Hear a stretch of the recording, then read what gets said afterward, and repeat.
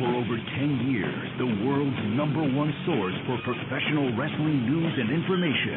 And once again, here's your hosts, Damian Nelson, Frank Cosentino, and the man they call Meathead.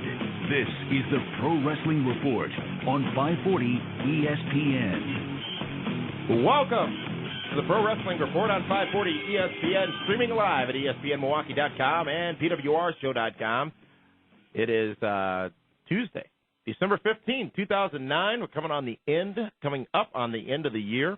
We're live. It is Damian Nelson here alongside David Hero, the Kaz. Hello. And the man they call Meathead. Gentlemen, that's our special guest, right? The Kaz. So much to talk about tonight. We're going to review TLC on pay-per-view this past Sunday from WWE. We've got an update on the upcoming Monday Night War between WWE and TNA Wrestling. Got the results of the 2009 Pro Wrestling Report honors if you haven't had a chance to check out that broadcast yet from last week. And we're going to preview TNA Turning Point. But on top of all that, we've got a special guest tonight for the first time ever here on this program, TNA Knockout and member of the Beautiful People, Lacey Von Erich. Tremendous wrestling history and the Von Erich family. And Lacey's going to join us in just a few minutes to talk about the current state of affairs in TNA Wrestling and her life. But, gentlemen, first, let's talk about WWE TLC on pay-per-view this past Sunday night. We saw 3 championships change hands, and I know there are a lot of people out in the wrestling community that want to talk about this, and you can do so by calling us at 276-ESPN. That's 276-3776, or all over the world at 1-800-990-ESPN, 1-800-993-776. We've already got Rob and Gilberto holding. We'll get to them in a minute, but obviously the top story of the night is the new WWE champion. His name is Sheamus, and only one man in this room, one man on this show, one man probably on this planet who thought it was going to happen, and unfortunately, fortunately, I think, actually, he was right. David Hero, Sheamus is the new WWE champion, as you have said, for at least 3 weeks here on this very program. I cannot believe, honestly, did you move in? Are you living in a spare bedroom?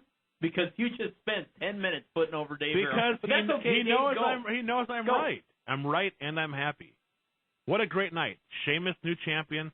Kofi Kingston back down to earth again, doing a clean job. So you're off the Kofi bandwagon. No, you know what? I like what Kofi's done, but hey, his theme cut a little bit short, but I'm sure that feud's going to keep going, and it's about time. The fans wanted new blood.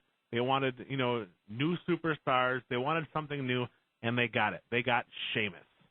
They got it, but they're not necessarily happy about it. A lot of backlash out there in the internet wrestling community about John Cena losing the WWE title to Sheamus, and about the fact that it was Sheamus who won that belt. And we'll talk much more about that in detail as this show progresses tonight. Again, the phone number, 276-ESPN, 276-3776, or 1-800-990-ESPN. The conversation also continues all night long at PWRshow.com and the Chatmosphere, where several of you are there joining the chat right now live. Let's go to the phone lines and talk to some of our fans all over the world. First, let's go out to New Jersey on line 1. We've got Rob. You're live on the Pro Wrestling Report. Hey, guys. How you doing? We'll do it live. All right. Do it live. Hey, Rob. We'll do it live. How you doing, guys? Doing fine. What's up?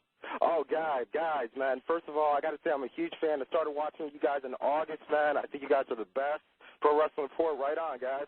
Thank you very much for that. We appreciate your support. Your thoughts, Rob, on Sheamus as the new WWE champion. Oh, God, man. I have goosebumps right now because, first of all, we have a new Irishman as the World Heavyweight Champ, or the WWE Champion, excuse me.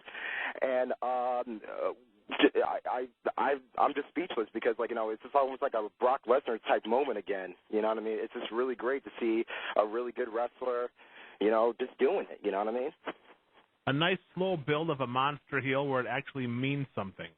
Yes, and I do, gentlemen, if you mind, if I can throw 2 questions at you, if that's okay. By all means.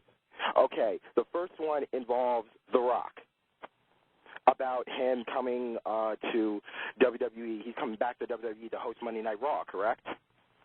He did say when he appeared on the SmackDown 10th anniversary show that perhaps there was a guest host role in his future. We don't know when that's going to be. A lot of speculation out there as to when that's going to be, but we've got absolutely no indication as to when it may be. Yeah, well, here's the thing, though. Number one, I think he should be because, come on, The Rock really made, if you really think about it, Rock really created well, along with other people, but really as far as, like, the hilarious, yet at the same time added tool of the foundation of what WWE was all about. I mean, come on, look back at SmackDown with Michael Cole and that whole following. That was really the start, or I mean the pinnacle of where wrestling should be today and how it should be always, you know what I mean? And my second question is, I sort of kind of emailed you guys this a couple weeks ago, or I tried to get to you, but it couldn't really come on the interactive list. It's kind of funny, but for all four of you guys, Kaz, Frank, David, and, you know, Damian, what is your favorite? And we've had, hey, I'm just sitting here. You know, go ahead, Rob. That's all right. I'm sorry. It's all right. I know you're nervous. You're talking to Frank for the first time. It's okay. What is your favorite Poontang Pie flavor? Well, you're making Frank nervous. Unfortunately, Frank.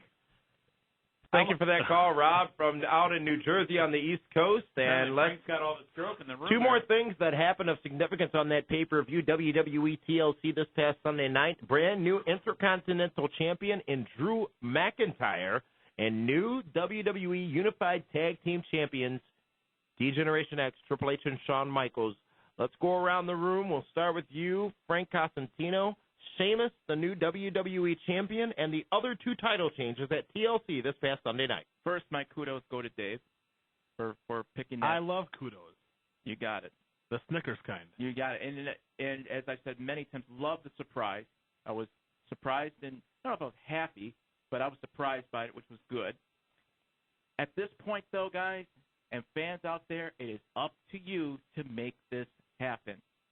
Sheamus will continue his push. At least I think he should, as a monster heel. It's up to the fans to make it work. It's up to your response. You're going to have to boo him like crazy, or you can cheer him like crazy, whatever you want, but there has to be a reaction. It has to be like crazy. And it's got to be like crazy. He just has to stay over. Yeah, because the moment that he comes out and it's cricket, it's done. Because now you got to put the marketing side to this.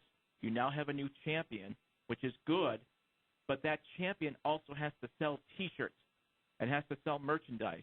And he's not there yet until the fans just grasp it. But the moment that his music hits, they are just booing the living daylights out of him.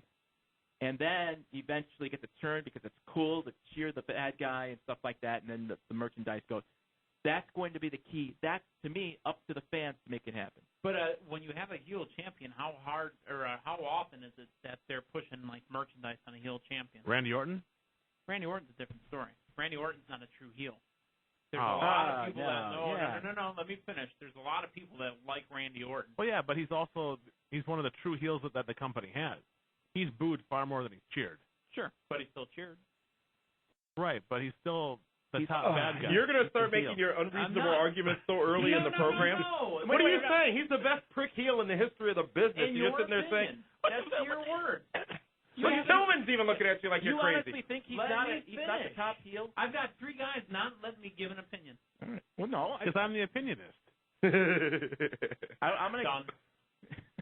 See? There we go. Thank you for conceding. Let's go back to the phone lines. Let's go down to the... argue with three idiots. Go down to Florida. We've got Gilbert. I still would love you to make your point because you never did and you never will. Randy Orton's a great heel. Somebody, all right, fine. If there's a listener out there who doesn't think Randy Orton's a heel, call us. 1-800-990-ESPN. Let's go to line 2. Gilberto in Florida. You're live on the Pro Wrestling Report. Hey, guys. How you doing? Good. Hey, Gilberto. I'm kind of happy about Sheamus winning the WWE title, and I did kind of call it because from the looks of the match, it kind of looked like, especially the finish, when if you notice, Sheamus kind of tapped John Cena, saying, "Come on, jump off already." You know, I wasn't really surprised that Sheamus won. Yeah. But what I'm surprised about was last night on Raw, and how the lack of not having Sheamus look, oh, he's the WWE champ. You know, I know it was the Slammys and all that, but I think they could have done more to say, hey, look, this guy's the WWE champion. Let's try and push him more. You know, because I felt that they listen to the fans say, okay, you guys want a new champion, you guys are tired of the same old champs, okay, fine, let Sheamus win. But then if you look last night, what really all they focused on was John Cena coming out and saying, oh, I'm not going to lose another match until, until I get the WWE title back. And Sheamus really only had about half a segment and him coming out at the end and staring down John Cena, you know. You actually, you make a good point there. The fact that here you have a brand new champion, never been champion before. He's supposed to be, as Dave Hero puts it, headlining WrestleMania 26. He will be. How much time did he spend the day after he won the belt? You're right. He spent his. He won the breakout star of the year. I'm still talking. He won the breakout star of the year, as I was about to say. Mm-hmm. Came out, accepted his Slammy, then came out at the end. He didn't even wrestle a match last night. Why doesn't he have to wrestle a match? Why doesn't he have to come out and cut a promo? I'm now the champion. Because they're going to make him a monster heel. Who's he going to beat? Have him come out and beat somebody instead of just standing there. He's not a monster heel if he just stands there. But if he's untouchable for a while, it's a better chase. Let him be a monster on someone. But he's still young. Let him destroy somebody. What he needed to do is what he did do on Raw, which is come out and make a statement, the I told you so statement, and that's what he did. That's what he needed to do. There would have been no point in him destroying somebody because he just came off of destroying the top guy in the company. Well, technically, he didn't destroy him. John Cena went through a table. That's not a destroy. Because we talked about this, and we said that John Cena is going to lose, not by being pinned, not being made weak. He's going to go through a table. That was the best way to have him go over on John Cena because both guys were protected. The safest way, yeah. Mm-hmm.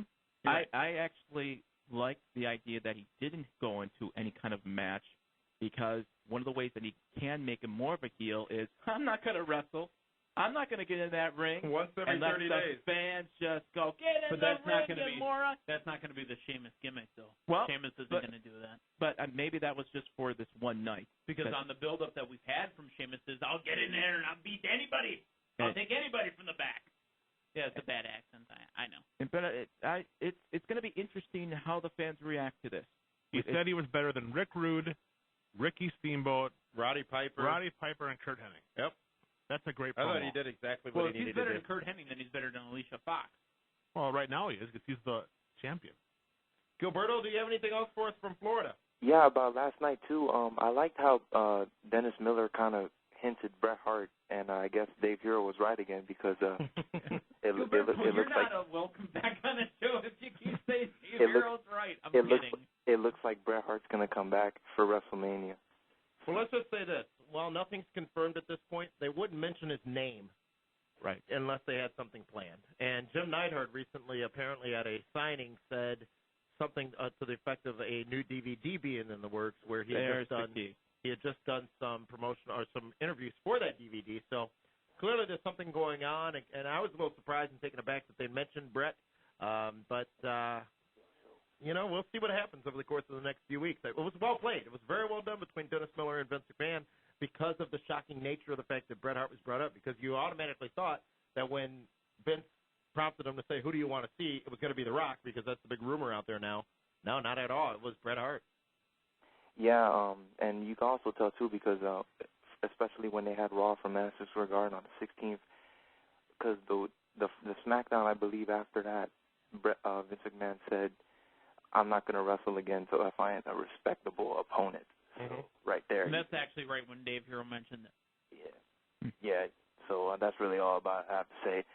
And also, too, a little bit, I just finished watching ECW, and I don't know if you guys have been noticing, but the tag team of Trent Beretta and Caitlin Croft, they actually look pretty good, even though they're jobbing people.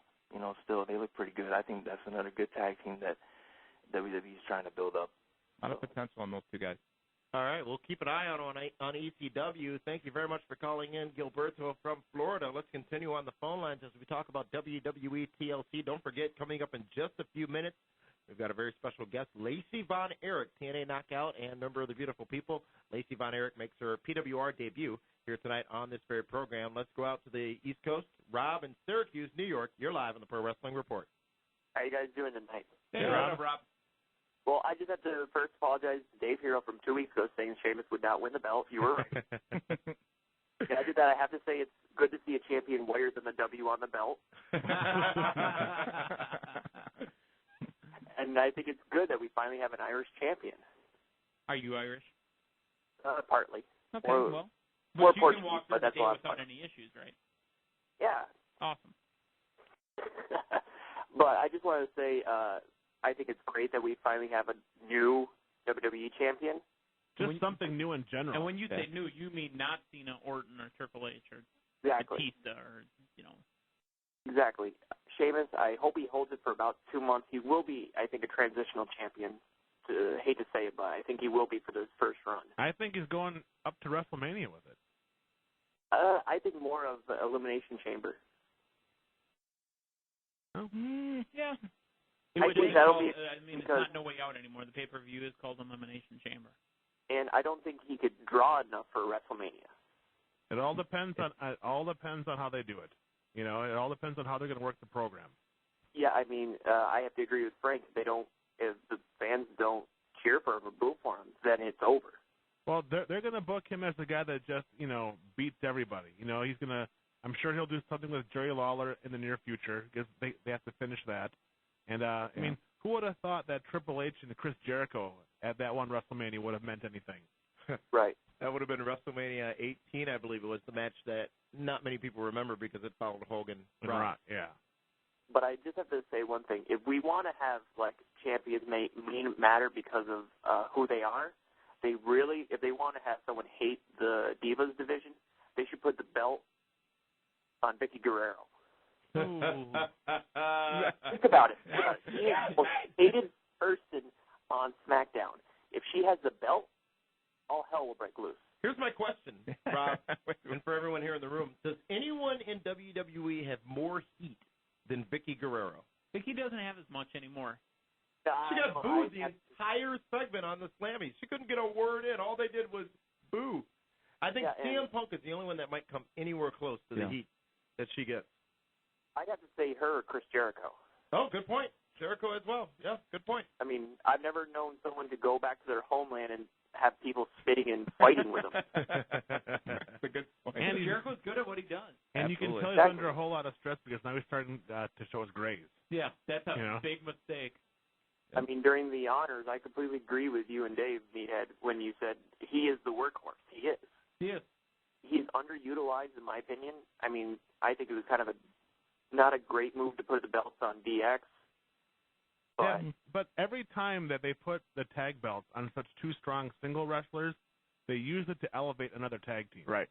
And I wouldn't be surprised to see maybe Legacy down the road beat DX to become the tag champ. But haven't we got enough of DX and Legacy? Yes. Well, enough of DX, not enough of Legacy. Not Legacy as tag champs. No, but it's just enough of DX versus Legacy. I'm sick of it. It's almost like Randy Orton and John Cena all over. Yeah. But I would like to see it go on probably the Hart Dynasty. I don't think that they have enough invested into those two guys to let DX, you know. Is that why they're on SmackDown? Yeah, I don't know. I really don't know. I mean, they just haven't used them the right way yet. Well, I mean, you can't put them on Crime Time. Crime Time is completely defunct almost. No, I mean, unless they turn heel, I don't see a future for Crime Time. They'll be out there to do their money, yeah. Yeah, good point. DX has respect for Legacy, and that's why I think they would put them over for the tag belts. Rob, but like I said, I honestly see those DX taking those belts, and I see a Triple H Shawn Michaels. Even though he mentioned Undertaker, I see Triple H Shawn Michaels at WrestleMania, and I think they're going to carry those tag belts to WrestleMania. Rob from Syracuse, thank you very much for that phone call. This is the Pro Wrestling Report on 540 ESPN. Still to come here tonight on this program, we've got so much to get to, including more discussion on WWE TLC, pay-per-view from this past Sunday night. We're going to talk about WWE Raw from last night as well. Several important notes came out of that 3-hour Raw that we're going to discuss. I'm going to give you an update on the 2009 Pro Wrestling Report honors, share with you the winners and results of that, and we're going to preview TNA Final Resolution. Final Resolution coming up this Sunday on pay-per-view, but coming up next, it is Lacey Von Erich, member of the Beautiful People, and a TNA knockout. This is the Pro Wrestling Report on 540 ESPN and ESPNMilwaukee.com. 540 ESPN.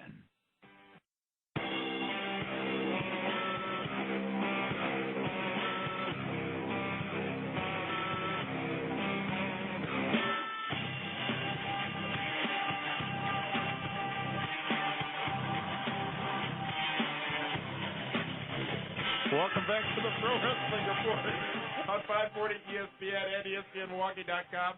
I just wish you all could have been a part of that discussion during the break. Thank God we've got a guest right now. Let me just say that. And you hear the music in the background. You know, it is just a good night here on a Tuesday in Milwaukee, because joining us right now here on the Pro Wrestling Report on 540 ESPN, streaming live at PWRshow.com and ESPNMilwaukee.com, we've got a member of the Beautiful People and a TNA knockout, Lacey Von Erich. Welcome to the Pro Wrestling Report. Hi, guys. Hey, Lacey. Merry Christmas. And Well, Merry happy Christmas to Hanukkah. you, too. Merry Christmas.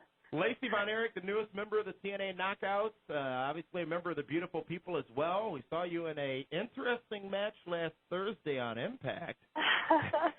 That was a lot of fun. Was that your first mud wrestling match? It was. I think it was the first one on TNA. I'm not sure, but they made it like spa mud for us, and they made it really warm, and it was like all slippery. So we never wanted to get out. We thought we were going to fall on our ass right away, right when we we're like, we're going to circle around and maybe lock up. We got in that, and we're like, there's no circling. It's going to fall down. It looked rather slippy. It also looked really cold, but you're saying it was warm, huh? It was really warm. Oh, yeah, it might have looked a little cold, but, you know. My boobs are like the man I've always wanted. They're always hard. Well, Lacey, let's talk about your career so far. You've done quite a bit, including being a part of WWE for a little while, just coming back from the Hulkamania tour, and obviously right now being a part of TNA Wrestling and part of the Beautiful People. You came into TNA in a pretty unique situation, though, replacing a very popular Angelina Love. Tell us a little bit about that situation and what you walked into when you entered TNA Wrestling. Well, I was scared. I looked at their YouTube videos and stuff, and I wouldn't want to call it replacing, because her spot was kind of like, I don't know, I felt like she kind of took over the Beautiful People, and they were kind of in the background, and now we're kind of all like the same one. We try to make it that way, where we're all equal, and we're just one group, which is what I tried to kind of bring to the table whenever I got there. It's so much fun. I mean, I actually really missed them when I was on the Hulkamania tour, but it was pretty surreal being with Ric Flair and Hogan in the main event every night over there, and then coming back and being with the Beautiful People in TNA. So it's a totally different like show. What was that like going to Australia, working with the guy that had some of the best matches ever with your dad? I know, right? I mean, it was so crazy, because I always grew up hating Rick, because, you know, back then, that's whenever you don't even tell your family what's going on, you know? Mm-hmm. And so I grew up hating him because they always had such, like, a big rivalry. Well, the Von Erich and Ric Flair always had a huge feud. Big match at Texas Stadium in 1984, I believe it was. It was like 100,000 people there, yeah. It was ridiculous. So now I'm a heel, so I guess it kind of goes with the territory to, like, kind of go against my dad and, like, valet Rick. So it was really, really cool. It was really cool. I mean, I've been with Rick and known him like before all of that and everything. But and Terry, of course, I've met him before this whole thing, and I've been in the business my whole life. So being with the old school boys is where I feel like I fit in, because they've known me since I was a little girl running around naked in the locker room. I'm sure they'd still like me to run around naked in the locker room. But So is it safe to say that you've learned a lot on that Australian tour? Oh, my gosh, yeah. Well, it's crazy, because I could hear anything they're saying, and I could hear the whole match, and, like, you know, be right there on the sidelines and, like, see it all up close and having to react to everything. I wanted just to, like, sit in someone's chair and just watch it. It was so much fun, but being a part of it was an honor and really surreal. So I wish I was still there. I still miss Australia every day. We're speaking with Lacey Von Erich on the Pro Wrestling Report, 540 ESPN and ESPNMilwaukee.com. Lacey, talk about growing up in the world of professional wrestling. What was it like watching wrestlers, watching basically your family growing up in the business? Well, I was a little girl, so it was sad. Like, I was mad that my daddy was getting hurt every night, and I didn't want him to do it. And he, like, traveled a lot, but he would bring me my sister. like during the summers and stuff like that when we didn't have school, we would travel with him, and it was fun. We had a lot of nannies, and we'd go to all the matches, and Daddy knew, the wrestlers back then, like, knew a bunch of celebrities and stuff like that. So, like, Steve Tyler and Elton John were friends with Daddy, and so, we got the front row of all those concerts, and I'm a little girl, just passed out in the front row of these concerts that Daddy took us to. So it was definitely a different world to grow up in, but it was really cool. I wouldn't trade it for anything, even though we did have such a tragic family. Mm-hmm. Mm-hmm. And you can hear the history of wrestling just in your voice, because who goes to the matches anymore? I mean, that's some old school right there. I know, right? I know, you watch it on TV, huh? Lacey, a lot of people may be surprised at some of the other things you're doing. Tell us about some of the things in your world outside of wrestling. Well, I have an advertising company, Atkinson Advertising. Our real last name of the Von Erichs is Atkinson. A lot of people don't know that still. Mm-hmm. I think my first check with WWE was made out to Lacey Von Erich. I was like, how long they're supposed to have all their stuff together, right? I know. I do that, and then, of course, I'm a mom, and I have a reality show, and I have some movie stuff coming out, but those are stuff I'm not allowed to talk about. All right, we'll respect that. We'll delete all that we just heard. Tell us about the boots. Yeah, your boots are very distinctive, and obviously some history behind them as well, but why don't you tell the world out there listening the story behind the boots that you choose to wear in the wrestling ring? My boots? Yeah. Well, I actually never really wore boots. I liked wrestling barefoot. I'm only wearing boots now because I thought they were cute. Is there some sort of story I don't know about? Well, they seem to be a tribute to somewhat of an old school feel of wrestling. I'm completely wrong, apparently. And they've been very popular on eBay as well. Oh, yeah, my boots are popular on eBay, huh? Honestly,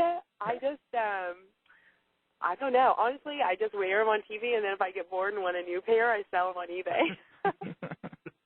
Well, TNA Wrestling, Lacey, and you're going to be a big part of it, obviously, and I'm going to be in Orlando, actually, in the Impact Zone on January 4th. It's going to be a big show. Cool. TNA firing that first shot, as Dixie Carter said, against World Wrestling Entertainment. Hulk Hogan is going to make his debut on the live Impact, 3 hours, again, Monday night, January 4th. Lacey, what are you wanting to see out of that show? At the end of the night, what will be success in your mind for that head-to-head battle against WWE Raw? Honestly, what I would hope to bring to the table then is to kind of bring old school wrestling back. I want everything to mean something again. Like, I don't want flips and crazy stuff everywhere and just all this entertainment crap. I want real old school wrestling back. I wouldn't say it was crap. I actually think it's really entertaining. But I loved the how much fans were into it and intrigued and saw that it was real and things like that back in the day. And that's what I grew up watching. I just started watching the new stuff this last 3 years since I got into it. And so I really hope that he brings back some of the old school like he did on the Australian tour, because every match on that Australian tour was amazing and so entertaining I couldn't keep my eyes off of it. So I hope he brings a little bit of that to the table. So what you're saying is you want to see some Von Erichs versus Freebirds.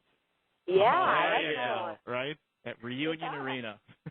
Oh, there you go. Great. Good job. I want to see some color. Well, you won't see that on Monday nights on USA, but TNA definitely has a different edge going right now, and I think they're going to be going towards that. I dare say attitude era of fans, but they're definitely going to try something different. And it's going to be an interesting night on January 4th. Yep.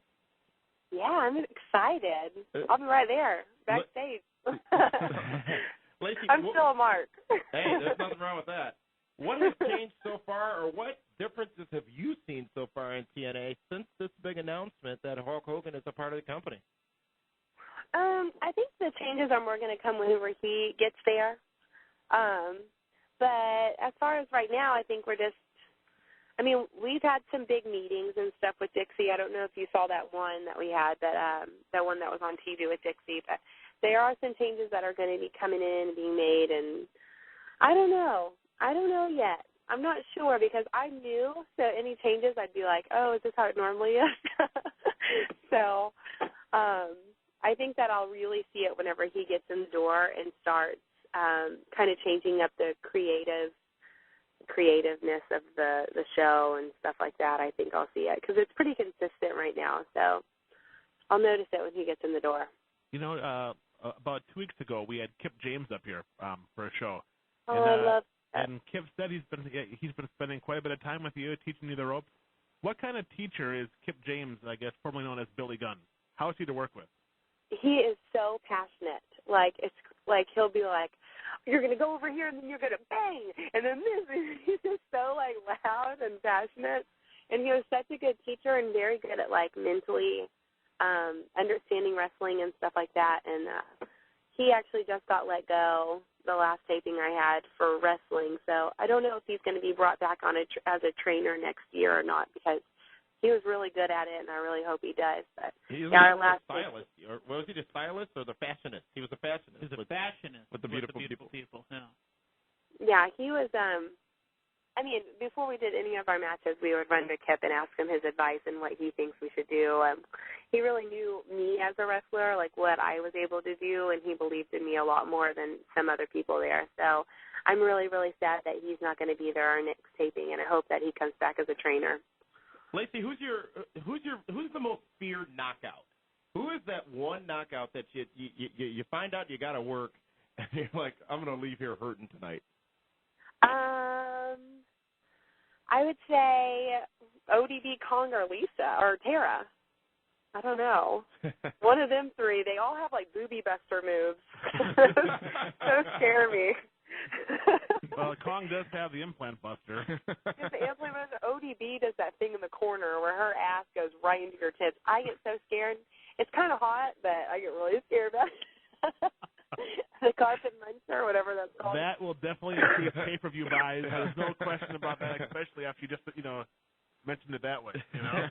Speaking of pay-per-views, this Sunday night on pay-per-view, TNA Final Resolution. The knockouts are represented by ODB and Tara in a championship matchup. This the final pay-per-view before that big January 4th date we talked about.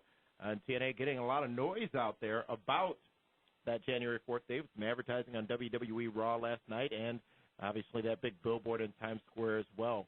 Lacey Von Erich, you've been a great addition to the beautiful people. It's taken a whole different type persona. It's balanced. Yeah, exactly. That's a good word. Yeah. Since you joined the team, and again, I hope that the best of wishes go out to you and TNA Wrestling for that January 4th first shot at WWE. It should be a good night for wrestling fans, and I think ultimately that's what matters.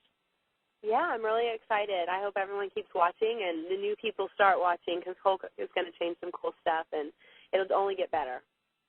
All right, Lacey Von Erich, our guest tonight on the Pro Wrestling Report on 540 ESPN. Thank you so much for joining us. When we come back, we're going to finish talking about WWE TLC. We've also got a full preview of TNA Final Resolution on pay-per-view and an update on the condition of Bobby the Brain Heenan. This is the Pro Wrestling Report on 540 ESPN and ESPNMilwaukee.com.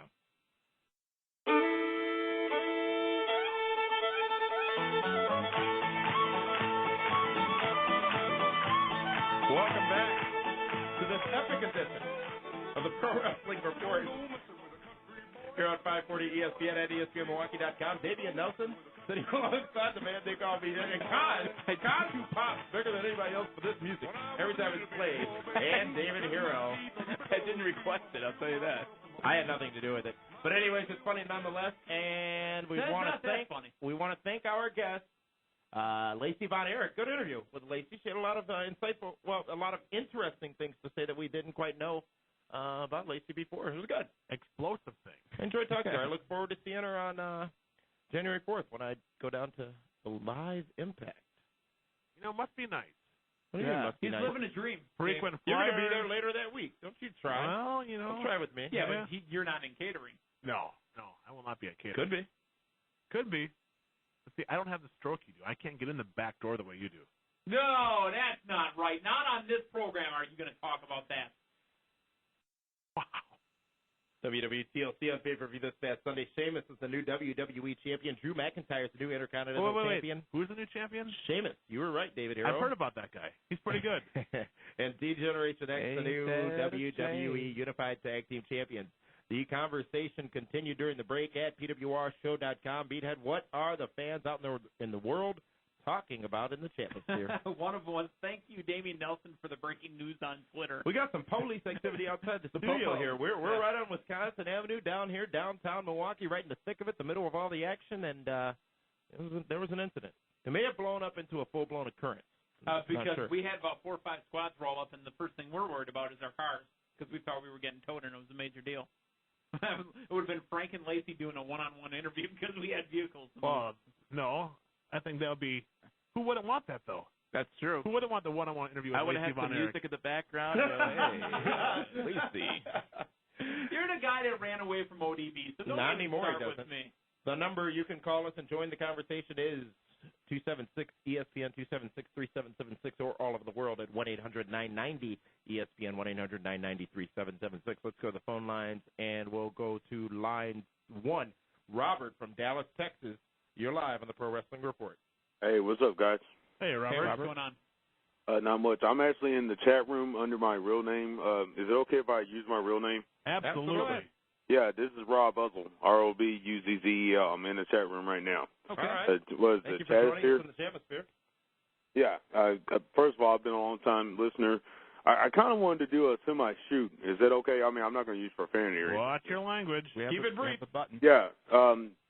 First of all, in this whole thing with Sheamus being WWE champion, I think it's too soon. I think they should have built him up a little more. And you know what, Chris Hero, I was like everybody else. I doubted you, but you were right. Whoa. Not Chris Hero. I'm not the... That's his cousin. I'm not Ring of Honor. No, I'm just saying I doubted Sure. you. And, I mean, it's a good move. Don't get me wrong. I think he's a great worker. But I think it was too soon. Yeah. I think they should have built him up a little more. That's all. But is there time? Are the fans going to be patient enough to wait for someone to be built up? Well, you know what? On one hand, I would say yes, but on the other hand, this is 2009, almost 2010, so I would say no, because guys generally only hold belts every 2 or 3 months. You know, it's not like the Honky Tonk Man, you know, the greatest Intercontinental champion of all time, and all that good stuff. All right. Well, Robert, thank you very much for that. You know, a lot of people out there are saying those same things, and we're going to talk a lot about that this Friday on the Pro Wrestling Report Prime Time, available on demand at PWRshow.com and on Time Warner Cable Channel 14 right after WWE SmackDown here in the southeastern Wisconsin area. You know, to go back to taking more time to build up Sheamus, the problem is they haven't built up enough guys for Sheamus to go over on. I mean, so Sheamus beats Mark Henry, or he beats MVP, or he beats The Miz, or Santino. Those guys, yeah, they've been elevated a little bit, but not enough to the point where it's going to care. You're right.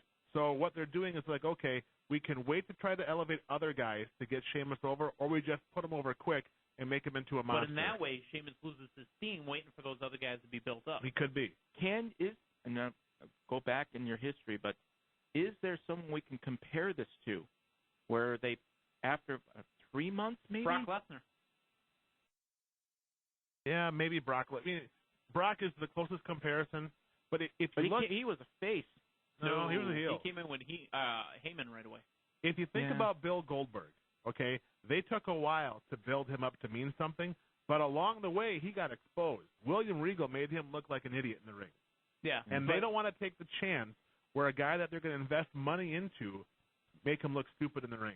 The thing with Regal, though, is obviously Regal got fired the next day for doing what he did. You know, a lot of the boys appreciated him, but with Goldberg as well, and this has been mentioned so many different times, they had a wealth of guys that Goldberg could just destroy. Goldberg really didn't destroy name talents. He might have fought somebody, you know, at a pay-per-view. He beat Jarrett right away when Jarrett threw him the football ring or whatever it was. He beat up on Kurt Hennig. You know, right, and you beat Raven, and that's how he got the U.S. belt, and then he went right away to Hogan.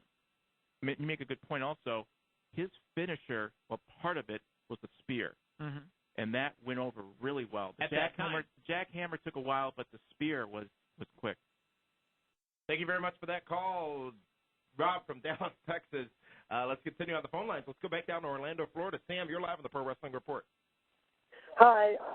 I got a question about, Sheamus? Yeah, I got a question about what's his face? Sheamus? Come on, Sam. We're running down here. I'm nervous. Oh, that's okay. Yeah, I'm a big fan, by the way, since August.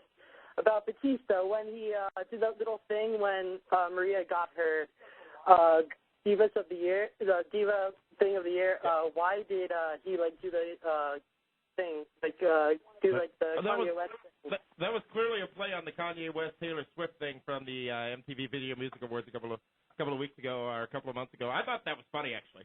I didn't get it right away. It didn't do it so well. It happened right away, and I got it right away, but the pink polo was just out of place. And Batista was smirking through the whole thing, so it kind of ruined it. You know, I was surprised that Maria won that. But obviously, the fans voted, they say. But now we know why. Because she's kind of like the innocent Taylor Swift, you know? Yeah. I highly doubt if Beth Phoenix would have won, that Batista would have gone up there and done that. It wouldn't have worked. So, yeah. Because she would have swung back. Right. Oh, my baby. Thank you very much for that call, Sam from Orlando, Florida. Sam, call back anytime. Let's go now to line 3, and oldie but goodie, Curryhead. You're live on the Pro Wrestling Report on 540 ESPN. What's up, guys? It's been a while, man. It's been about a minute. Are you out of the clink now? Are you back on the streets? Well, I actually have a new job now. I actually am legit now. I'm running a gentleman's club now. Tremendous. Yes. So Frank will be able to get those girls at a discount price. Gentleman's club, not a whorehouse. Let's talk. Wait. It's a gentleman's club. And Mr. Hero, Dave Hero? Yes? Since you made that great prediction, I will offer you a discount price whenever you come to Memphis, man. Absolutely. I will come down with Jerry and Brian Lawler. How does that sound? And also my boy, Meathead, you get one for free. Thank you. Hey, you're set up. Damien, you're going to pay double the price. Damien. I'm busy that night. I'm in a good mood. Free at last. Thank God Sherman is up at last. Hey, man, when I was at the place, you should have seen it. Everybody was just shocked. Me, my friend, and a couple other guys that actually pay attention to the business, we explained it to them. Once you Triple H and Shawn Michaels workout, buddy, you in it to win it. I want to thank you. Oh, I like the music, man. I need to play your new theme song, Curryhead. You prepare for it every time you call. Yeah, baby. I'm like the George Animal Steel. I'm that special guest I might call every once in a while, but when I do, I won't be eating turnbuckle, but I ain't gonna go there. No. This is PG. This PG-13. I don't want to get triple X on y'all. Hello? Yes. Oh, I'm sorry. Curryhead, we need a point. I'm sorry, but I'm just happy. The point. Yeah, I got to get to the point. All right. I'm happy that some new blood is in. We got Drew McIntyre. I like the kid.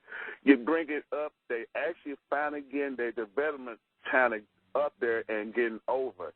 I actually like Sheamus' Monster run. I like how he had that good Monster Hill run in ECW. Then they switch him over to the Raw, and he actually got a good push, making legit by actually in the career, the retired Jamie Noble, making Lawler look like a geek, and having that good run.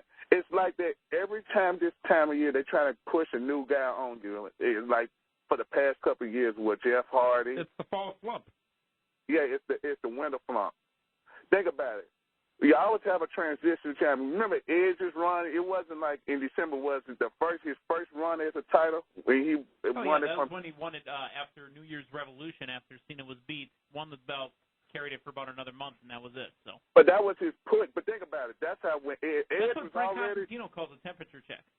Yeah, exactly. And that was perfect. And only thing I can say is just bring some new heat. I hate what they did to Kofi. They just cooled that sucker down quicker than a. Never mind, I ain't gonna mention that. Well, no, Curryhead, your points are all very valid, and dang, it was good having you back on the show this week. We're out of time for this particular hour. When we come back, you can call back later. When we come back, it's hour 2 of the Pro Wrestling Report on 540 ESPN and ESPNMilwaukee.com. We'll do it live. Do it live. I'll write it, and we'll do it live. Things suck.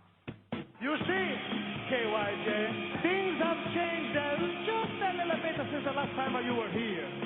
I think you should see your oculus. Nothing wrong with my feet. I'm talking about your eyes.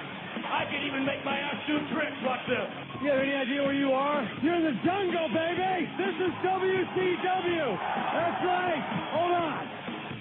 For over 10 years, the world's #1 source for professional wrestling news and information. And once again, here's your hosts, Damian Nelson, Frank Cosentino, and the man they call Meathead. This is the Pro Wrestling Report on 540 ESPN. Welcome to Hour 2 of the Pro Wrestling Report. We're live Tuesday, December 15, 2009. Damian Nelson, David Hero, and the man they call Meathead. Here live from the downtown 540 ESPN Milwaukee studios. We're also streaming live at ESPNMilwaukee.com and PWRshow.com. What? It's just too bad that they had to tow Frank's car away. That's why I had to take off. If you follow us, if you follow me on Twitter, you saw pictures. Frank got in a little bit of trouble. I told him he has to plug the meter. Do they really need 4 squads for that, though? Oh, my God. But he's the resident Italian, and they don't know how things go. Did you see the look on his face when he left? He was not pleased. Yeah, I swear he's about to call Paulie Walnuts and get it taken care of. Hour 1 is out of the way. Lacey Von Erich was our guest. Thanks to all of our callers. We had 3 Robs from all over the country, Syracuse, New Jersey, and Dallas, or Orlando, really. Dallas. I was right the first time.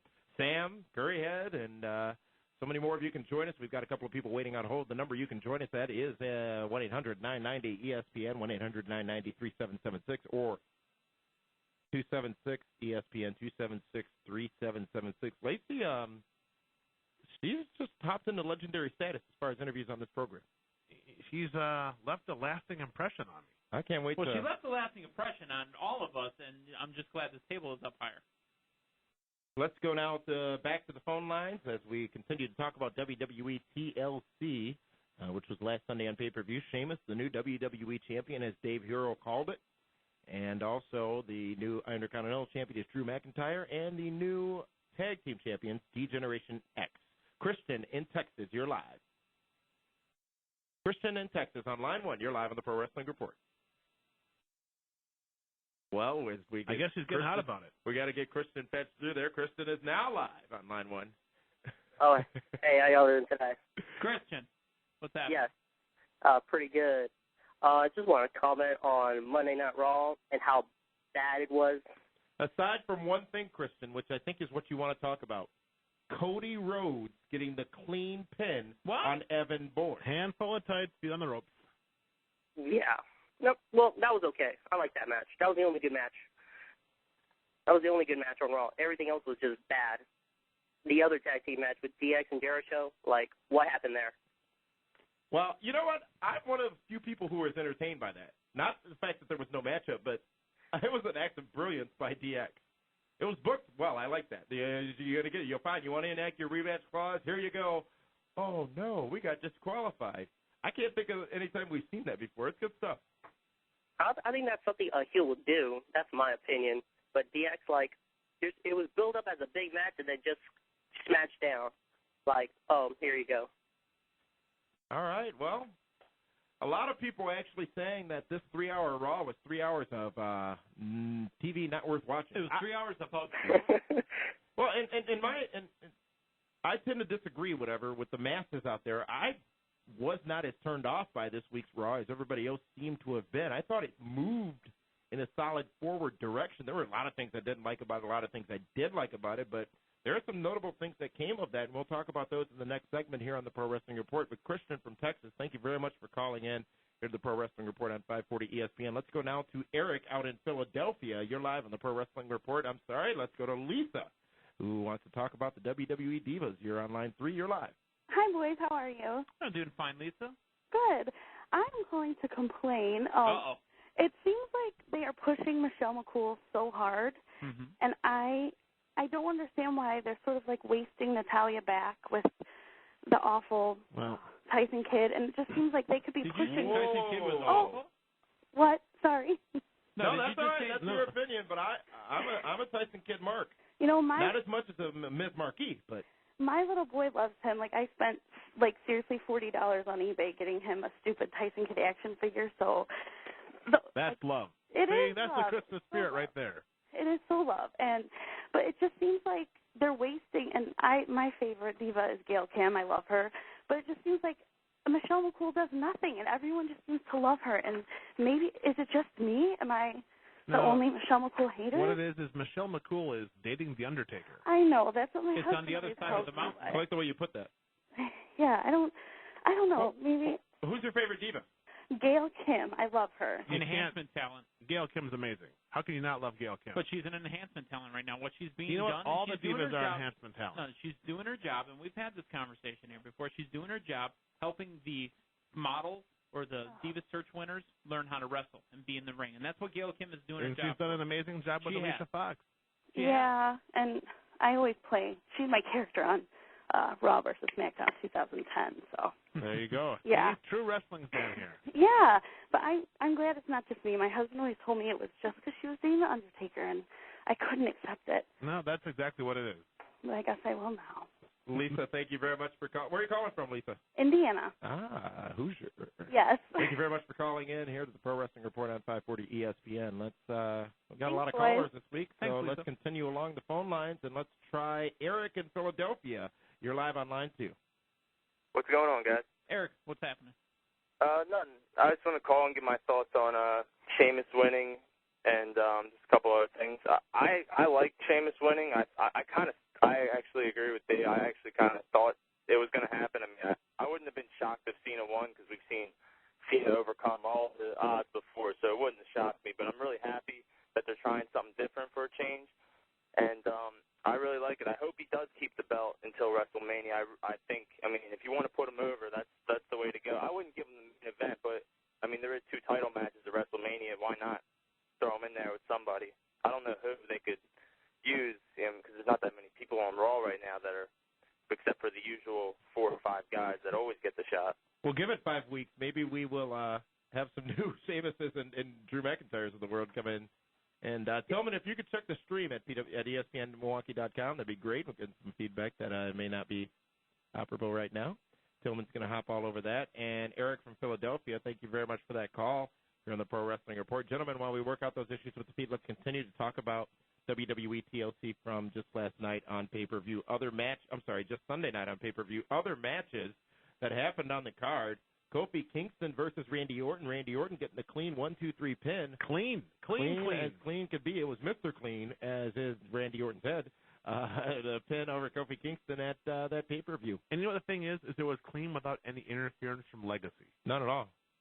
I do like what they did before the match, though. I think that made Kofi look a little bit stronger. Yeah, they're doing a great job giving Kofi some edge, and his promos are stronger. Do you mean than they are or were? No, you know what? The one loss, I mean, let's face it. Did anyone think Kofi was going to, beat Randy Orton 3 times in a row? No. Because Kofi went over consistently on TV. So pay-per-view, you knew you had to bring it back the other way. And I'm sure what they'll do is they'll have Kofi versus Orton in the Rumble. They won't have another singles match. They'll have some one-on-one action in the Rumble. Right. And you know what? I'm sure that, maybe at one point it'll just be the 2 of them together at that point, and then they'll wind up in the Elimination Chamber. But I think, that, if they want to keep this feud going, they can't have another singles match between the 2 of them. Yeah, you're right. Because Kofi consistently was going over except for the pay-per-view. That's where all the money's made. Other matches, the World Heavyweight Championship was on the line as The Undertaker went up against Batista in a chair match. This one I thought was better than I expected it to be. And Batista getting the win, but Teddy Long coming out and screwing Batista this time, where historically it had been The Undertaker. Restarts the match due to Batista's low blow on The Undertaker. And Undertaker gets the pin and the win after the tombstone for that matchup and does not walk out, does Batista, with the World Heavyweight Championship. You guys just thought. You know what? I don't remember. I watched the match, but there weren't any chair shots to the head, were there? There were 2. What were the clear rules for the chair match? Just that you could use it. That was legal. That was it. Because I know that Jim Ross earlier in the week mentioned he wanted to have the chair shots to the head banned because of all the concussions. So, I was curious as to how that was going to play out. But Batista versus Undertaker, it's happened so many times. As a matter of fact, it was 2 WrestleManias in a row. I'm surprised that Batista did not go over on The Undertaker, because normally this is the time where he takes a little bit of time off and then comes back around WrestleMania. Well, we talked about actually usually Taker would come back around Royal Rumble and then work all the way up through, or he disappears after Survivor Series and shows up maybe in February. Makes his way back in. So yeah, this should have been Taker's time to take his break. So who is Taker going to now feud with? Well, Jericho is consistently on SmackDown now, so he's got Rey Mysterio. He's got Batista. There's supposed to be a number one contenders match, I guess, this week. So we'll, no spoilers on the show, and we'll see what happens there. Other matchup was for the ECW Championship, Christian versus Shelton Benjamin. It was a ladder match, a good opener for that pay-per-view, I thought. Christian bleeding and the match coming to an abrupt stop just after that happened. I thought they tried too hard. Watching the match, it just seemed like they were trying to do way too much stuff. I mean, a lot of people liked the match, but I just thought that, they're trying to throw too many high spots in there. The blood stops the match.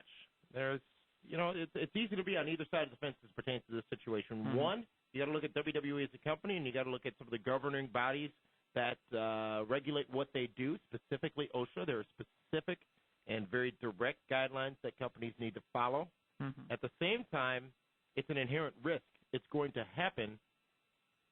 How should they be addressing this no blood policy? It goes a lot further than them saying we don't want blood on TV. Yeah, I don't think it was a no blood policy. I think it was checking on the well-being of Christian, because it looked like he was knocked up pretty good. There's also OSHA rules now where they have to get this stuff cleaned up. They didn't give a damn about his well-being. Imagine what would have happened if it was Austin versus Bret Hart now. Oh, wow. That match never would have happened. They sold a T-shirt for that. That scene helped make Austin. Yeah, it's what turned everything around.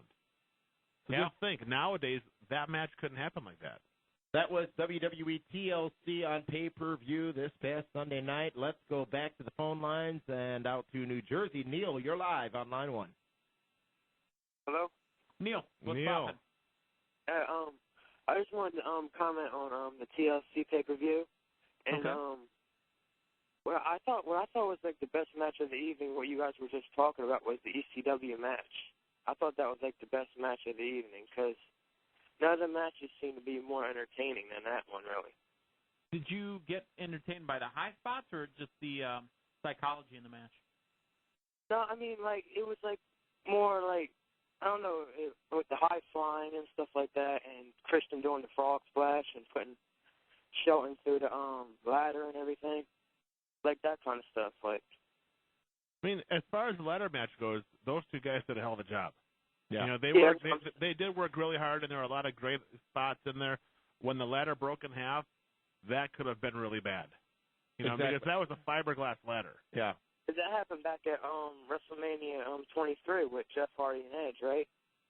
Yeah. When Jeff Hardy put Edge Edge's long absence. But when you think of, you talk about keywords, talk about word association, a name and a word. Shelton Benjamin, ladder. You got me right there. Yeah, Shelton Benjamin is absolutely amazing. When he does some hops on the top rope, he's like amazing. You know what I'm saying? Yeah. He's got a gift that not many others have in the business. An athletic gift.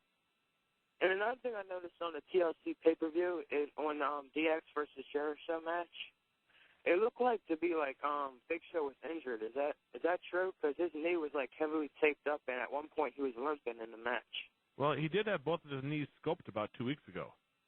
So he's injured? Well, no, he had his knees cleaned up, but I'm sure he hasn't healed 100%. And you got to understand, the man's 7 foot tall. So I mean, carrying that 450, 475, and being 7 foot tall, a lot of pressure.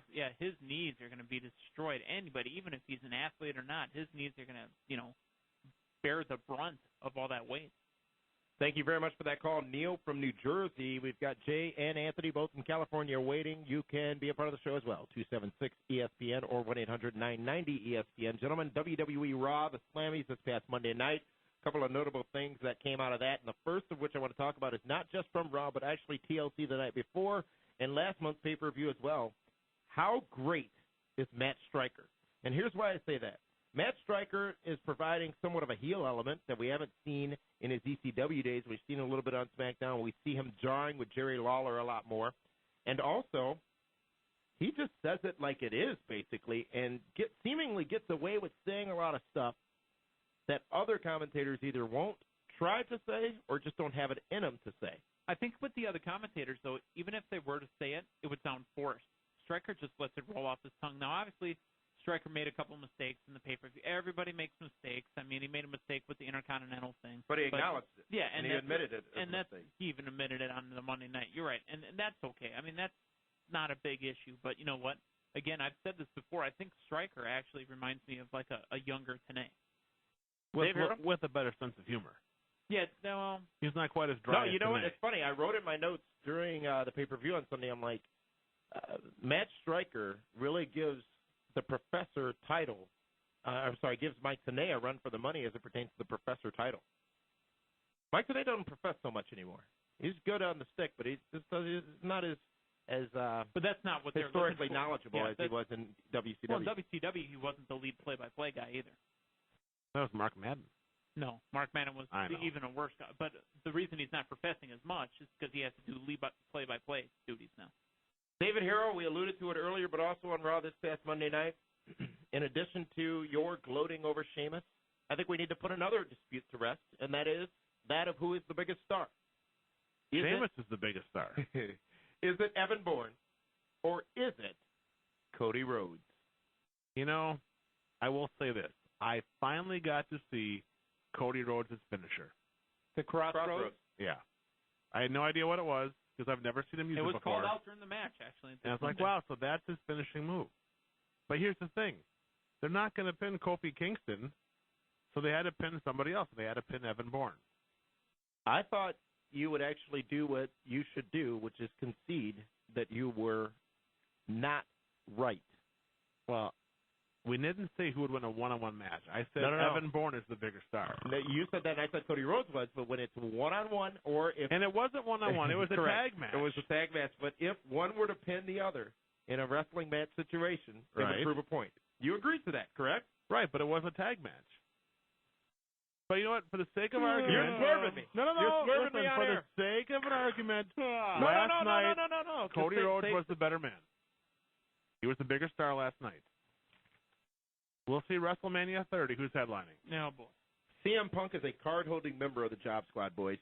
He jobbed to R-Truth in the dark match at TLC right before the pay-per-view, and then last night, in less than 4 minutes, jobbed out to John Cena. What the hell's going on here? He's on TV every week, so that's all that really matters. No, it doesn't. It does, actually. He's on TV, and he's putting over another talent that comes along with him. Because he needed to put over John Cena? No. I didn't say he put over John Cena. Cena got put over because Cena just lost his belt, and he came out with that stupid speech that said that he wasn't going to lose a match until he won the title. But then I guess when he has the title, it's okay to lose a match. That didn't make any sense at all. David? I'm lost for words. I don't know.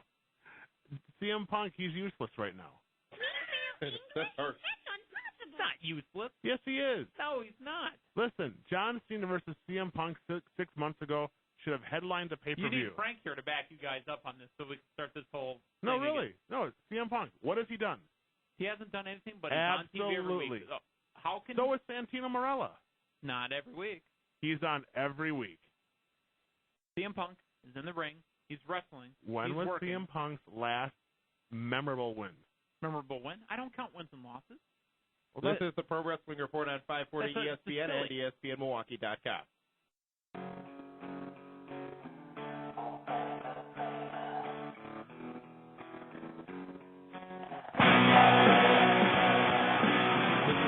Completely unfamiliar to me, so whatever you're trying back there behind your little glass wall. I'm blaming Harley. Harley got fired months ago. It's all about Cal now. He follows me around sometimes. I don't know why. Welcome back to the Pro Wrestling Report on 540 ESPN and ESPNMilwaukee.com. As we said during the commercial break, the conversation continues at PWRshow.com in the Chatmosphere. And the Chatmosphere is on fire tonight. One person in there saying CM Punk equals future TNA star. That was former TNA star. Yeah, he is, but it says future TNA star. That's by BSU Dude 1. Again, continue that conversation at PWRshow.com during the timeouts. And let's continue on the phone lines. You can be a part of the phone line by calling us at 276-ESPN or all over the world at 1-800-990-ESPN. A couple of other things on WWE Raw. Before we took that time out, we were talking about CM Punk, whether or not he is in the job squad, which is quite clear. He went from headlining pay-per-views to being in the dark match on a pay-per-view. Maybe he is in the doghouse. I don't know. Do I got to start believing in this doghouse now? Well, you know what? He said it to the Undertaker. The Undertaker went right to the office and said, "Hey, Harley's in the doghouse." Let's go to the phone lines. I believe next is Jay in California on line 2. You're live on the Pro Wrestling Report. Hey, guys. How you doing? Hey, Jay. I just had a couple comments on Raw. I think one of the things I noticed about Dennis Miller, I think the show was pretty good with him there, but it seems like I think Vince McMahon even said that the crowd was quiet, and it kind of reminded me of when he used to be on Monday Night Football. I think his jokes just kind of went over their heads all night. Absolutely. I mean, I think Dennis Miller, his genre, his demographic is definitely not wrestling fans. Well, his demographic is older. Right. They're not They're not wrestling fans. They're not your core wrestling fans. So when he kept making his references, a lot of them just went, you're right over the top of the head. Yeah, and one of his references when he brought up the thing with Bret Hart, that actually was kind of funny because if they did like 1 in 10 chance of bringing Bret Hart for a guest host, I think if they could bring him on the January 4th, they could pretty much skunk TNA with that. I mean, well, that's the ratings, right now. so. That's all the hot rumors is that January 4th, Bret Hart will be at Raw, which will then, of course, set up the Vince McMahon Bret Hart WrestleMania match. Yeah. I just thought that was 2 interesting points, but thanks for your time.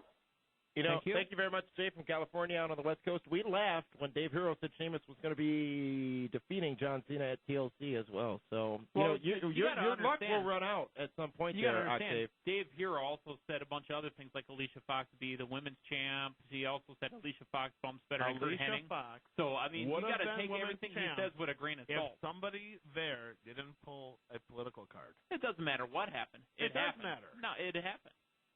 Her run was sabotaged. Like the Beastie Boys? Like the Beastie Boys. We'll be on next week's episode of Conspiracy Theory with Jesse Ventura. Anthony in California on line 3, you're live. Hey there, guys. Hey. First off, I want to talk about, obviously, maybe going to be the Sheamus thing. Is it just me? Do you guys remember the Islanders that were in WWE? Haku and Tama. No, I mean the Islanders, Robbie and Rory. Oh, the Highlanders. Highlanders, okay. Yes. Robbie and Rory McAllister. I swear, Sheamus looks like one of the buffed-up versions of the Highlanders. I'm Robbie!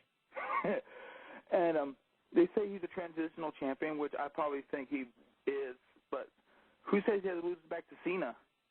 He can lose back to Cody, and then him and Randy can go for the belt. A transitional champion is a guy that drops the belt within a couple weeks to a month tops. Yeah, but sometimes loses to a different guy. Like, right, but if he goes, let's say, through February or even through March, then you cannot consider him a transitional champion. But aren't we on the road to WrestleMania right now? So even if he does make it all the way to That's WrestleMania. the signs up in the arena. Okay, but we're on the road because, I mean, we're booking for Royal Rumble right now. They say they're, our next pay-per-view is Royal Rumble, so we're making our way to Royal Rumble. And I guess you're right as far as putting up the signs. The road to WrestleMania always happens right after Royal Rumble, but even if he only makes it to February, that's still a transitional champion. No, a transitional champion is a guy that is less than a month reign. By definition? By definition. Let me type that in Wiki and see if that's what it is. Iron Sheik was a transitional champion. Speaking of Wiki, was Vince Russo ever WCW champion? We'll find out this Friday night on the Pro Wrestling Report. I was wrong. When the Iron Sheik beat Bob Backlund in December, he dropped the belt a month later to Hulk Hogan. He was transitional. That's a transitional situation, absolutely. Yeah. But that doesn't mean by definition that anybody that holds the belt for a month is transitional. A month or less is transitional. According to Dave Hero. Mark the tape. Hey, you know what? I'll be happy take over the show. Let's go. Focus. He's stretching those muscles. The muscles from Townsend. Dead air. Thank you very much, Anthony from California. Lots of callers, but before we go to our next caller, which is going to be Bowman in Boston, David Harrell, we've got an update on a very important update, actually.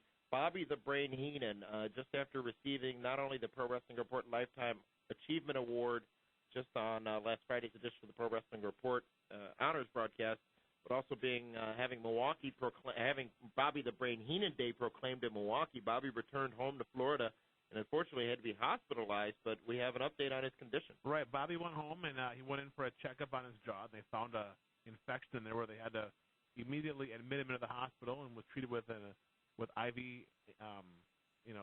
some meds and whatnot. Wound up in hospital for almost a week. He is now home. He is resting. He is comfortable again. And once again, the road to recovery for Bobby the Brain Heenan. You know what's been troubling me is obviously Bobby the Brain Heenan made his first appearance in several years at GLCW's Blizzard Brawl 5 on December 5th. DVDs of that show available for pre-order right now at blizzardbrawl.com for the cheap price of $20, which includes all kinds of extras and things you didn't see at the show. But a lot of people have taken a lot of the footage that we have posted from that event, photographs that we posted from that event, and used the headline of recent pictures of Bobby Heenan. These are shocking photos and warning they're disturbing. I mean,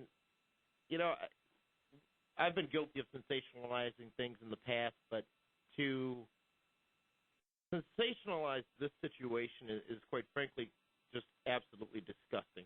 And Bobby, for what he's been through, he had his jaw replaced. For what he's been through, has an amazing spirit, looks dang good, and just to see that, the one site started it, and then it went crazy all over the internet about these disturbing and shocking pictures of the brain. And quite frankly, unfortunately, too many people who see that headline, didn't see the picture, don't remember what they actually saw in the picture and make their own judgment. They remember what the headline was. So, Bobby Heenan's gonna remain in our thoughts and our prayers and our well wishes, simply because he is a legend and he's gonna pull through this as he just pulled through this latest bout, and we expect him to do so again. Let's go back to the phone lines now. We've got Bowman in Boston on line 1. Bowman. Hey, what's going on? Hey, Bowman. Just wanted to make sure. Speechless already, huh? He can't believe. He kind of talked about the brain, and it was just like all kind of depressing. Sorry to be a downer briefly there. The good news, though, let's not forget. The good news is Bobby's at home resting. It was he's not alive, as bad as well, what may have been he's recovering. He's doing great.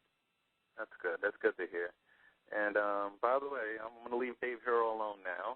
I officially believe he knows Kofi Kingston's over. Well, I do. Unfortunately, he admitted that. He did the clean job 1, 2, 3 middle of the ring on Sunday. Yeah, I'm not too upset about that, but I think what they what I think is going to happen with Mr. Casper the Ghost as WWE champion right now, I think they're gonna I think he's gonna be a transitional champion. I agree with Meathead Wade when they say it. He's not billed as the top guy or one of the man or the main event of the show, and he's the champion, and he's only going to be champion for maybe a 3-month period. He's just as transitional as Edge when he won it and lost it 3 weeks later. Correct. But a 3-week is a transitional champion. But you you didn't hear what he just said. No, I heard him, but I'm just because as much as I'm a fan of Chris Jericho, his reign and when he was undisputed champion, that was the longest transitional reign I've ever seen. Yeah, and as hard as it is for me to admit that as well, yeah, he was a transitional champion too.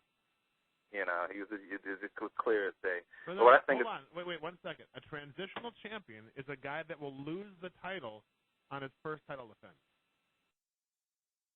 So what you're telling me is that the first time Sheamus defends his title, he's going to drop the belt. No, I don't think he'll drop the belt, but I think there's a broader definition to it than what it's done. If I may, Bowman, a transitional champion to me is somebody that really isn't there to help promote the company and be the flagship guy for the company. And again, as much as I don't want to admit it, Chris Jericho was a transitional champion when he was the first undisputed champion because you know what? While he was champion, there was other bigger things going on in the show. The return of Triple H, the NWO showing up in the WWE, and other things going on. While Jericho was wrestling at the 9 o'clock Central Hour, the end of the first hour on the show, he was never the main event, even though he was champion, kind of like what we're having with Sheamus right now. Yeah. I think Sheamus will go as far as Elimination Chamber, and I think somewhere within that match, Randy Orton gets the belt back. Okay, so let's say Sheamus wins his first 2 title defenses. Which Jericho did. Is he still going to be transitional? Just Jericho did, you know. Like I just said, yeah. Rob Van Dam won, I think, his first 2 was much as transitional. Yeah, and Rob Van Dam was transitional as well, even though they didn't intend for him to be. They didn't intend for him to be in transitional. Yeah. He just was removed from the company. Yeah.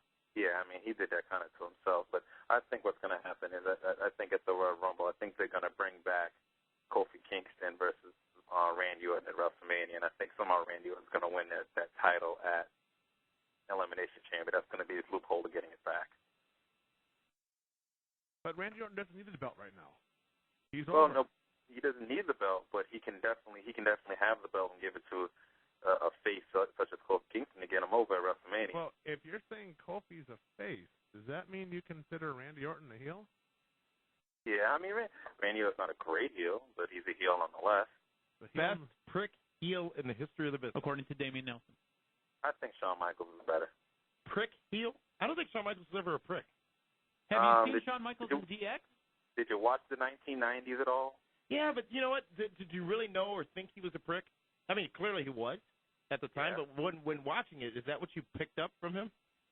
DX Shawn Michaels was a prick. No, I respect that moment. I don't think so, but I respect that. Yeah, I definitely thought he was. And speaking of I guess, pricks and the other kid, I think who's a bigger prick and who I think I finally agree, me and Dave here agree on something here, is that CM Punk is useless. Oh, there we go. Bowman, See, Bowman? I had you for like the first 5 minutes. I'm right there alongside with you. And technically, I don't think Punk is useless. I think he's still out there doing what he's supposed to do. And not only does he have a quote-unquote Luke Gallows or Festus or whatever they're going to call him, they're going to add more guys into that. It's going to be something. It's just starting right now. You know what it's called? It's called the opposite of right to censored. Call it whatever you want. Call it tomato, but he's on TV every week doing his job. CM Punk is going to be the new Steven Richards. Punk was given a great spot on a silver platter by retiring Jeff Hardy. You know? And since then, he's been doing jobs to R-Truth. Which is what's weird. They're still letting him talk. And when he talks, it's brilliant. But what he does in the ring just makes you... I don't know. I think it's relating to the crowd reaction that he was getting beforehand. I mean, they hated him. That's a good thing. They hated him because he was fighting Jeff Hardy. He goes and fights somebody else, they're not going to care. Well, maybe he can retire Rey Mysterio. Please. Can he retire Rey Mysterio? Just like they took Batista and had him beat up Rey Mysterio because they knew fans he would get heel heat off of that. Now he can go. He fights Undertaker. He'll get some heel heat off of that. Let's say he goes and fights somebody else, I don't know, John Morrison or something. Nobody's going to care. Nobody's going to care what he does. All right. Besides the fact that it's, Batista. And he found a way to botch the Kanye West thing. I don't know how he found a way to not do that well. He smirked through the whole thing, and that's what and he didn't even know the line or even do the Kanye shrug. You should have been able to pick up on it right away. Once I picked up on it, I enjoyed it, but it took 10 seconds too long to pick up on what they were doing. Well, I was trying to turn my TV down so I couldn't see the bright pink shirt he had on. It was the pop collar that bothered me. Real men wear pink. But that's what heels do. No? Somebody told Batista how to be a heel. Please, it's just... Bowman from Boston, we got to cut you there. Thank you for calling in, and we're actually going to take another time out. As we just got hot news, Dave. Let's step out of the studio for a minute. We'll have that when we come back right here on the Pro Wrestling Report on 540 ESPN and ESPNMilwaukee.com. 540 ESPN.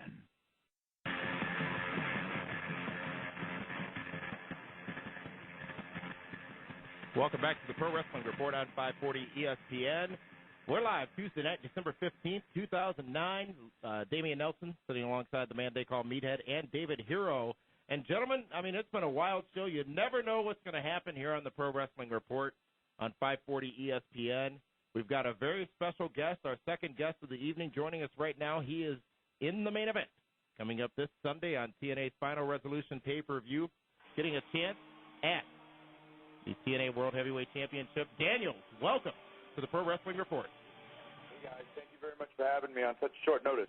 Thank you very much for coming on. Daniels, obviously the big news coming out of TNA over the last few weeks is that big announcement that TNA will be going live up against WWE Raw on January 4th. Hulk Hogan will be making his debut. Many other surprises planned for that night. What is going through your head? What are you thinking about leading up to that big live Impact on January 4th? Well, I just think it's an opportunity to put a lot more eyes on our product. The fact that Hulk Hogan's come to be a part of TNA has certainly raised the spotlight on us, and now is our chance to show the wrestling world, or the people that haven't really figured out that there are two wrestling companies in the United States. It's time for them to see the alternative to WWE, and so I'm looking forward to this opportunity, and I'm really anxious to see what WWE does to sort of offset what we're going to do. And they're, according to some sources, going to be throwing out all the stops, but I don't know if people are putting enough stock behind what TNA has up its sleeve for that night as well. Well, I think one of the strengths that we've had is the fact that when it comes to the in-ring product, we've got a lot of advantages. I mean, we've got a lot of young guys that are fresh, guys that are sort of new to the scene, and we go out there and we really don't have any restrictions on the things we can go out there and do. So, I mean, I think that's something that a lot of wrestling fans haven't seen in WWE for a long time, and hopefully on January 4th they'll see some of the stuff that we do, and they'll become believers in our product. Daniels, I am going to be down in the Impact Zone on January 4th. Looking forward to seeing you again. You've been on the show a few times. Always great to have you on, and we appreciate you having you on again tonight. But this Sunday, you've got a one-on-one matchup with AJ Styles for the TNA World Heavyweight Championship. We've seen this build over the course of the last few weeks. You got a big-time matchup coming up on Sunday. You could walk out the new TNA World Heavyweight Champion. I'm not going to ask you your strategy, but what does this match mean to you on Sunday?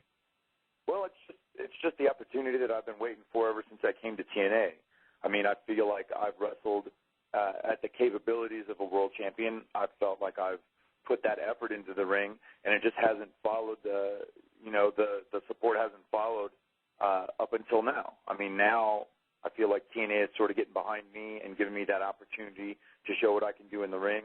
And, if there's a better person to go in there and wrestle against than AJ Styles, I don't know who it is. I mean, he and I have had matches all over the U.S., all over the world. And, if I'm going to go in there and become a world champion, I'm glad it's against someone the caliber of AJ Styles. And that's just it. I mean, you and AJ have gone back a long ways together. You're comfortable with each other in the ring. You know what each other is capable of doing. I mean, right now, if you think about it, this is the match that could set the standard for TNA for years to come. Well, yeah, I feel like, a long while ago, TNA sort of put the ball in the hands of AJ and Joe and myself. I mean, the only time that the X Division title was defended in the main event of a TNA pay-per-view was our three-way in Unbreakable 2005.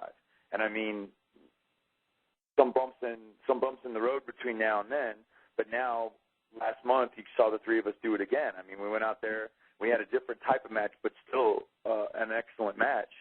And I feel like three people that are basically homegrown out of TNA that could carry the ball for TNA in a battle against WWE, Joe, AJ, and myself. And so you're going to see this Sunday AJ and myself go out there and try to prove to the world that we're amongst the best in professional wrestling. And the whole world will get a chance to see that live this Sunday, TNA Turning Point on pay-per-view. Other matches on the card, Team 3D, Rhino and Jesse Neal versus Matt Morgan Hernandez, D'Angelo De Niro and Suicide. It's going to be another Feast or Fired Battle Royal match you're very familiar with, Mr. Daniels. Yeah, I'm glad I'm not in that. I wasn't sure what I was doing. I wasn't sure what I was doing around, like, when November came. I heard this was coming up in December. I started making plans to be somewhere else. But now, luckily, my dance card is full on Sunday, and I don't have to worry about it. Last man standing match, Bobby Lashley versus Scott Steiner, the TNA Knockouts Championship on the line. ODB versus Tara, a 3 Degrees of Pain cage match. Kurt Angle versus Desmond Wolfe. And as we talked about before, the world title on the line, AJ Styles versus Daniels. Daniels the challenger, AJ the champion. That's this Sunday, TNA Final Resolution on pay-per-view. Now, Daniels, back to that big show on January 4th.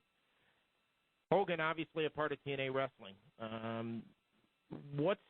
What's your take on Hogan in general coming into the company? There's been a lot of rumors out there over the years as to Hogan and how he treats some of the talent that has been there longer than him in some companies if you're not on his good side. Well, I mean, my opinion of that, I think, first of all, you can't look at Hulk coming in the same way that you would look at a person who's going to come in and wrestle like full time. Mm-hmm. I mean, Hulk sort of he's sort of in his own genre at this point. I mean, I don't think I'm almost 100% positive he's not going to like wrestle a full schedule. If he even comes into the ring at all, it's going to be very limited. I think the main thing that he's going to bring is just different ideas, things maybe outside of the box that TNA can take advantage of. I mean, if there's anybody who's got a handle on professional wrestling and the ins and outs of it over the past 20 years, it's definitely Hulk. And so, I mean, he's bringing a wealth of knowledge to us and a name that people recognize. And hopefully he's here to, and he's here to help TNA sort of take that next step. Like I've always said, over the past 7 years, the steps that we've taken as a company, they may be small, but they're always steps forward. It's very rare that we've taken a big step back. And so this is the step I feel like this is probably the biggest step that we've taken in having Hulk come, going up against WWE January 4th. These are big steps, but I don't think we would take that step if we didn't think we weren't ready. And so I think we're going to go out there and prove to the world that we are ready, that it's everybody keeps saying Monday Night Wars 2. Maybe it's time for that again. Maybe that's what professional wrestling needs to sort of wake it up and get it out of the stagnant state that it's been in the last couple of years. Right now, and we've got live chat going on at our website, PWRshow.com. We've got a couple of comments. One chatter saying, TNA fans have been waiting for Daniels versus AJ for the title for years. And another saying, just in a few simple words, this is going to be legendary. So a lot of hype out there, a lot of people looking forward to this matchup, which is certainly going to be a classic coming up this Sunday on pay-per-view, TNA Final Resolution. Daniels, thanks for coming on and being part of the program tonight. Again, look forward to seeing you when I'm down in Orlando on January 4th. It's going to be a big night. I'm very intrigued as to what stops TNA is going to pull out that night as they go head-to-head against WWE Raw. And obviously we'll be watching this Sunday as well for Final Resolution on pay-per-view. Well, thanks, guys. I appreciate you guys having us on there, and thank you for the support. TNA wouldn't be where we are today if it wasn't for, like, hardcore fans like you guys. So thanks very much, and watch December 20th. And December 21st, you can have me on again, but I'll be the world champion, so it's going to cost you a little extra. Is that all right? Hey, we'll hold you to that. No problem. Daniel, thank you very much for coming on the program here on the Pro Wrestling Report on 540 ESPN. Gentlemen, right, thanks, guys. What a show. It doesn't get much better than this. I don't think it does. We should take the rest of the year off. Oh, no, we got to have Daniels on the 21st. Daniels, Lacey Von Erich, the all Sheamus in one night. show. And you swerving me on Cody and Evans. You know what? Okay, fine. You know what? No, Cody Rhodes listen in, was the better guy. Hold on. Mark the tape. Dave Hero goes. Cody Rhodes was the better man last night. That's no different from what you said earlier. Typical David Hero right there, ladies and gentlemen. As we said before, Bobby the Brain Heenan, you can get a special package you can't get anywhere else. Video of Bobby Heenan's accepting of the PWR Lifetime Achievement Award, the proclamation, and the issuance of that proclamation of Bobby the Brain Heenan Day in Milwaukee, Wisconsin, and a autographed copy of Bobby Heenan's latest book titled Chair Shot. It's a great book by Bobby Heenan, autographed, signed by him, along with the DVD of his proclamation. And also our our interview from a couple of years ago with Bobby the Brain Heenan, which is a classic 30-minute interview that we did with him here on this program. He fell over the wall like 3 times. That is available for $30 at PWRshow.com. Wow, 30 seconds left. Ladies and gentlemen, thank you for tuning in. We'll see you tomorrow night on PWR Interactive and Friday on PWR Primetime. We'll be back again next Tuesday, 10 o'clock p.m. live on 540 ESPN.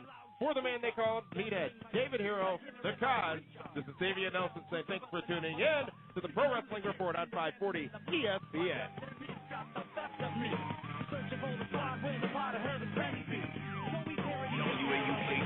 WAUK Jackson. Get Milwaukee sports all day long on 540